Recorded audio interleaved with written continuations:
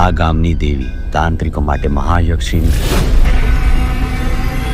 અને સાધારણ લોકો માટે વાઘ માતા.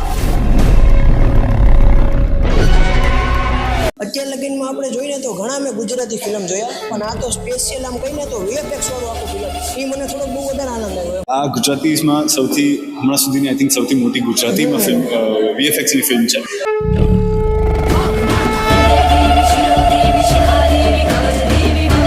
લાઈફ કેટલી અઘરી રહી છે. ખૂબ જ સુંદર ચલચિત્ર.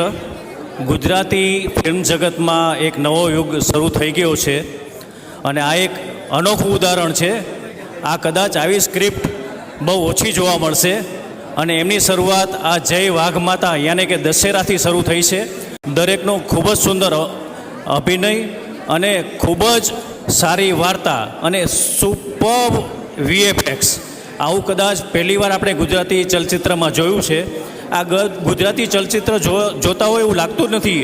આ કોઈક અલગ લેવલનું જ આપણે ચલચિત્ર જોયું એવું લાગે છે. તો દરેક ગુજરાતીઓને વિનંતી છે કે આ ચલચિત્ર અવશ્ય જોવે.